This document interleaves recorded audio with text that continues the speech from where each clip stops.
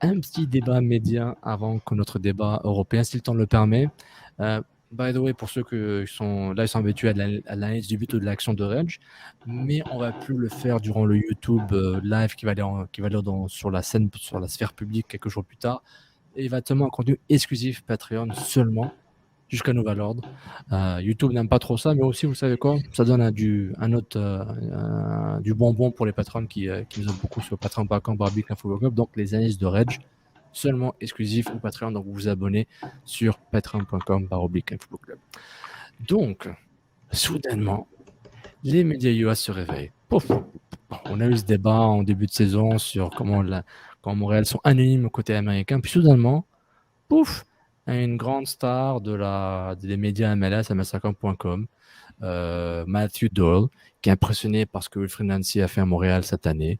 Il a pu extraire énormément de son équipe et il dit que Georgia a été magnifique. Puis c'est l'amour pour Montréal. Quoique Matt Doyle était suivi Montréal un peu plus que d'autres, mais alors ça c'est la cerise sur le gâteau. La cerise, monsieur MLS, monsieur Taylor Twellman, et qui dit ce qu'ils ont en anglais, c'est parfait, mais je veux dire pour les gens à l'audio, je veux pas nier ce que les New England Revolution font sous Arena est quelque chose d'impressionnant et magnifique, notamment pour Arena qui soit nommé le coach de l'année à MLS, mais ce que Nancy a fait avec le football comme Montréal est quelque chose que personne s'attendait, dont personne s'attendait ou voyait. Et je veux dire personne, mais il dit personne, nobody en bold, en grand. Il me prend pour un idiot, lui. Comme like 0.0 predicted anything of the sort from this team. Donc, Taylor me dit clairement, personne n'a prédit que Montréal allait avoir une saison comme ça. Il a peut-être raison. Mais je voulais vous rappeler, monsieur, qu'on a eu ce débat de pré-saison quand tout le monde mettait Montréal bon dernier ou 14e de la Ligue durant les différents previews MLS, qui était assez compréhensible. Je voulais un peu partager mon petit montée de lait contre un aspect assez foucu de tout ça par rapport à une certaine hypocrisie et aussi un certain manque de temps à la couverture des équipes. Et les clubs canadiens sont tout le temps mis de côté, sauf Toronto quand ils avaient le trio magique, Bradley, Altidore et Jovinko. Qu'est-ce que vous pensez que ce réveil des médias, hein? Il reste 6 matchs. Ouais, ils sont bons, Montréal, en fait. Il reste 6 matchs, c'est facile. C'est comme à faire un no-playoff dans les matchs de la saison. Ouais, on a compris. Ok. Deux choses. Un bon point de Nilt qui a mentionné que le match était diffusé sur les réseaux américains. Le match d'Atlanta, c'était un match national apparemment, donc qui a permis donc comme à des gens de voir peut-être ce qu'ils ne faisaient pas peut-être dans le passé, mais après bon voilà. C'est pas. Montréal joue 80% de leur match contre des clubs US, même si c'est pas des matchs nationaux. Oui, non, mais après, j'ai envie de dire, il y a une... après, bon, tu ne vas pas faire des procès d'intention sur le nombre de matchs qu'ils regardent. Je pense que ça... Mais la situation qui fait que parfois, il y a des matchs qui sont des affiches et on voit un peu partout. Hein, je veux dire, il y a des matchs, par exemple, en France, l'équivalent, c'est le match du dimanche soir. Il va être plus regardé, plus analysé. Et puis, parfois, c'est l'occasion pour certains justement de découvrir des clubs ou de souligner un travail qui a été fait. Donc, on a par exemple eu la semaine passée un OM Lens qui a été l'occasion pour beaucoup de signaler le très bon travail de Frank Hayes. Donc, je ne suis pas surpris d'une démarche similaire, dans le sens que lorsque Nilton m'a dit c'était un match qui était peut-être le match de la semaine, ok, très bien. Donc, déjà là, ça c'est un. Deux, je ne sais pas ce qu'on a dit. Ça m'étonnerait très très fort qu'on ait dit qu'il serait à cette position-là. Voilà, donc on peut aller fouiller. J'ai aucun problème à dire que pour toutes les raisons qu'on a évoquées, on les voyait pas aussi haut. Par contre, j'aimerais parce que j'ai dû faire. Ils sont à la porte des séries, ils sont pas si hauts que ça aussi. Peut-être non, mais je pense comme il y a un petit timing parce qu'il y a un timing. Je sais pas à quel moment il a écrit ça. Okay. Il y a un moment à la fin, au coup de sifflet final. Ils étaient quatrième. C'est vrai. Donc voilà, on peut s'emballer. Donc je vais aller sur le deuxième point avant de vous laisser réagir sur cet aspect-là que on est dans un narratif qui était vous égal les Américains, vous ne regardez pas, vous ne connaissez pas, vous négligez et patati et patata. J'ai eu l'occasion d'en parler avec Max en août tantôt. Et pour l'exercice, je suis parti chercher un petit peu d'informations sur qu'est-ce que eux, hashtag nous disions avant le début de saison. Et ce qui est bien fait, c'est que le Journal de Montréal et ses experts ont l'exercice de prédiction. et notamment celle de Patrice Bernier, puisqu'il a eu 100 likes sur sa réponse en disant que nous, à Montréal, on avait anticipé tout ça. Mais Patrice Bernier ne les voyait pas en série. Ils sont 8e. C'est cette première place qui se qualifie pour les séries. Et Pat, lui-même, avec tout l'optimisme qu'il peut avoir, parce qu'on sait aussi que parfois on les met un tout petit peu plus haut, parce qu'on voit le verre à moitié plein du côté local, ce qui est parfaitement normal. Patrice Bernier, en début de saison, ne voyait pas Montréal en série. Capi, voilà, on the record, pas de souci, tu viens quand tu veux pour en discuter. Voici tes prédictions. On va aller du côté de Vincent Détouche, 10e. Okay. Donc, effectivement, il y a ce respect parce qu'on ne peut pas les mettre derrière des Cincinnati, des Chicago, des Miami, et qui pour moi était vraiment un signe d'une paresse intellectuelle de la part des experts MLS qui avaient été consultés pour le fameux classement, etc., là, du 14e. Voilà, quand tu connais un petit peu plus, tu te dis, mais il n'y a aucune raison pourquoi ces équipes-là sont devant Montréal. Et c'est ça qui m'a fait réagir à ça. Mais pour autant, c'est ça. Non, voilà. Mais après, voilà, je veux dire, on est dans le sport nord-américain, dans le sens que tu fais les séries ou tu les fais pas. Après, le reste, on va dire, c'est un peu du foot fiction. Genre, donc, vu que on est local, on va les monter un peu plus que prévu, ce qui est tout à fait normal. Hein, c'est tout à fait normal. Mais la vérité, c'est que tu peux faire une ligne rouge. Qui fait les séries, qui les fait pas? Vincent Détouche les a 10e. On a Dave qui les a 11e. Encore, comme celui qui sûrement suit encore le plus l'équipe à Montréal, puisqu'il est parfois même sur la route, etc. Dave, 11e. Et on a John Ignatis qui les a 8e. Encore une fois, on n'est pas dans les séries. Et on a Fred Lord qui les a 9e. Pas dans les séries. On a l'équipe des diffuseurs officiels qui ont envie que vous regardiez le produit qu'ils ont acheté et qui ne les voient pas dans les séries.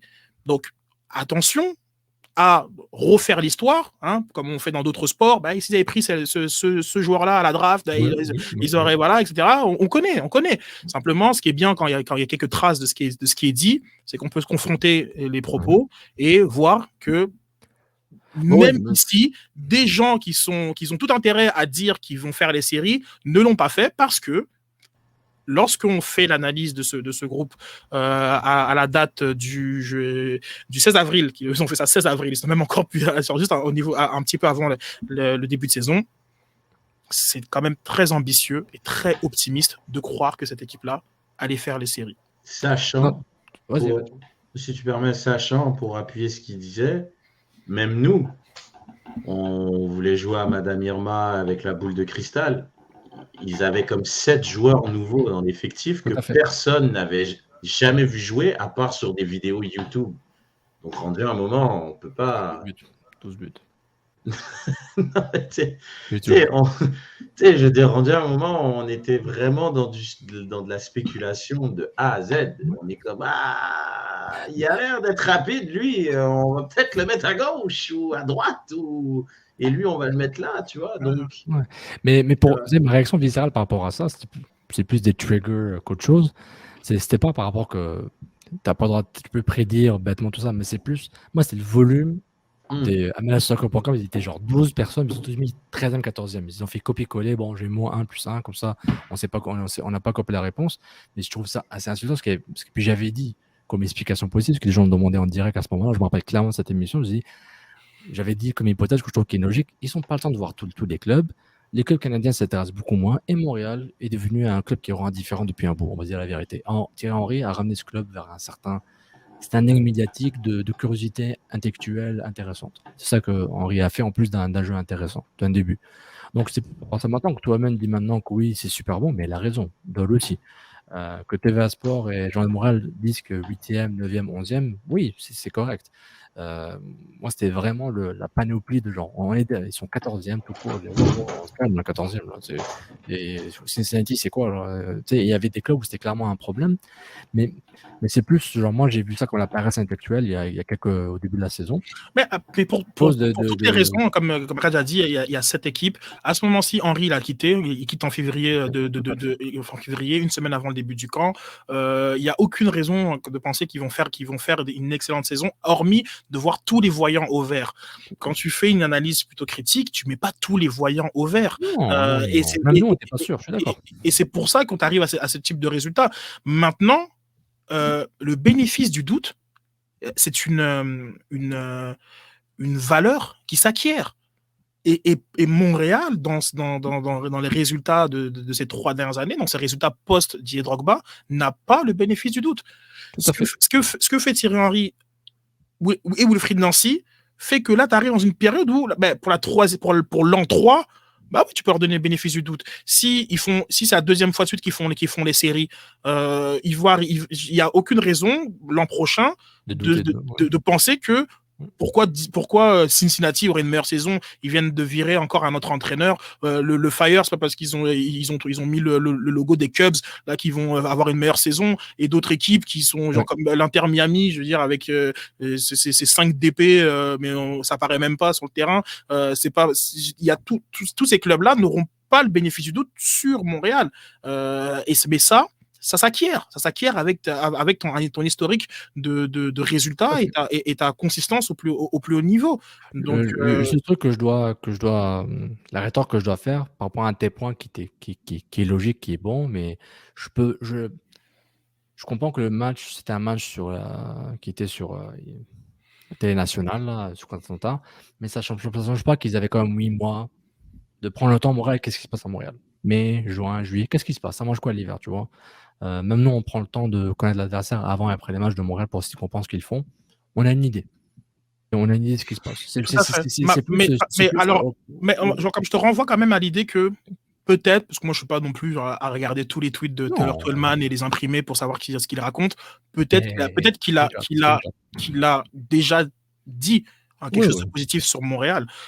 C'est bête le fait que les gens y réagissent beaucoup parce qu'il y a une forme d'euphorie suite au classement à la fin du coup de sifflet final qui fait que ça devient quelque chose à discuter, mais je pense pas que ce soit la première fois qu'il réalise que c'est pas mal ce qui se passe. C'est mieux qu'il ait pensé 100 fois à l'interne, qu'il n'a pas eu l'envie de... Il a dit et qu'on n'a pas renommé, qu'on n'a pas relevé, parce que on ne fait pas nos analyses, on n'existe pas au travers du prisme de ce que lui pense. C'est pas, donc c'est ça aussi.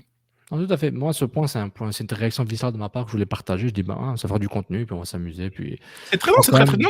C'est extrêmement méchant, puis voilà, extrêmement, ça m'a permis justement d'aller fouiller un petit peu plus, d'essayer de voir un peu ce que les gens disaient, etc. Donc, non, c'est super pertinent. Mais je ne veux pas non plus qu'on fasse un procès d'intention sur ce sujet-là, sachant qu'ils n'ont pas non plus. Ils n'ont pas. D'ailleurs, je pense même pas que lui, il est dans les experts qui font les choix de début de saison, parce que c'est généralement des experts de MLS Soccer.com, donc ça m'étonnerait qu'il lui y soit. Mais comme l'espèce de narrative négligée, etc., patati patata, ici aussi ça se négligeait pareil. Ça se négligeait pareil. Pour des raisons. Nous, on n'était pas sûr, mais rapidement, on a encouragé le tir. Je pense qu'après 2-3 matchs, je veux dire qu'il y a quelque chose qui arrive. Après, chacun son marché, chacun ses intérêts. Et c'est pourquoi je disais qu'il y a beaucoup trop de clubs dans cette ligue pour pouvoir avoir une analyse globale. Là. Genre, tu as le top tier, puis voilà. Je sais pas, man. Vas-y, c'est ton boulot, quoi. Genre, je sais pas. Moi, si je suis payé à faire ça, mec, toutes les 32 équipes, je sais pas combien ils sont, je suis au courant de ce qu'ils font, man. Genre, c'est ta job, là.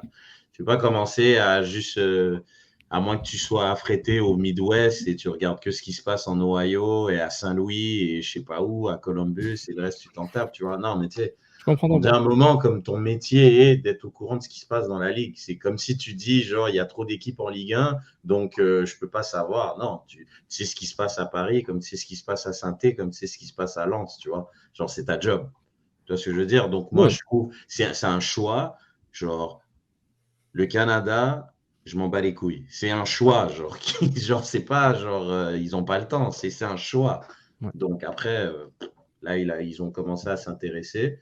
Mais 100% d'accord avec ce que dit en plus avec du visuel à l'appui. Donc là, maintenant, non, c'est clair. Il faut arrêter de croire que... 100% d'accord. Mais je pense que nous, on remet les bandes, on a sûrement dit aussi que le gars... Mais j'ai ramené ce point-là parce que je me rappelle clairement qu'on était un peu outrés par le manque de curiosité. Genre, comment ça, ils sont 14e, ils ont même pas vu le recrutement, c'est impossible. Je m'en souviens plus, mais moi, j'ai plus l'impression qu'on a tenté d'expliquer pourquoi... Ils sont arrivés à ce type de... Parce qu'il y avait beaucoup, la sphère IMFC était plus outrée du 14e, et nous, on était plus en mode instincteur. Guys, Henry vient de se barrer, il y a plein de nouveaux, on ne les connaît pas. c'est peut-être pas si scandaleux que ça. Genre. Mais après, faudrait revoir. Faudrait franchement réécouter. Non. Là, mais... Ce que tu as dit, c'est des Reds, c'est exactement ce qui s'est passé. Mais on a quand même un feeling, ils abusent un peu quand même. Oui, 100%. Montréal ne mérite pas. Cincinnati, Fire, genre comme juste ces deux équipes-là. Exactement. Ces deux équipes qui. On le savait, on le voyait venir. Non, Miami, après le reste, je veux dire, il n'y a personne qui s'est dit comme que Toronto allait finir dernier. Je veux dire, Columbus Crew, là, ils sont pas bons. C'est les champions en titre. Forcément, tu vas les classer au-dessus. Il y a des équipes qui ont, après ce capital, ils ont ce capital. Je dis parce que les Red Bull, ils ont pendant longtemps dominé au niveau du Supporter Shield, en tout cas dans la course de Supporter Shield. Forcément, tu vas les mettre. Puis après, tu dis Philadelphie, ils ont tellement bien travaillé, ils sont champions en titre. Puis je te dis, tu es obligé de considérer Atlanta parce qu'il y a Martinez qui est le joueur le plus rapide de l'histoire de la ligue à atteindre la barre des 100 buts en 125 matchs. C'est bon, il est revenu. Et patati, patata. Et genre, t'arrives à cette équipe, ils font pas les séries. Après, si tu veux les mettre 8 parce que tu trouves ça mignon, ou tu veux les mettre 12, ou tu veux les mettre 15. C'est vrai, on avait dit que c'était un travail difficile de faire ces prédictions. Même moi, j'aurais peut-être mis Montréal 10e. Mais c'est sûr que c'est pas évident parce que ça reste beaucoup de spéculatifs en début de saison. De toute façon, everybody starts from scratch. C'est comme après... Encore une fois, je répète, c'était un débat réaction viscérale de Sofiane. Ce débat ne représente pas les opinions de Cannes Football Club et ses composants, sauf la mienne. Ça représente 100% nos opinions, bro. I said what I said. Je l'ai dit. Enregistré.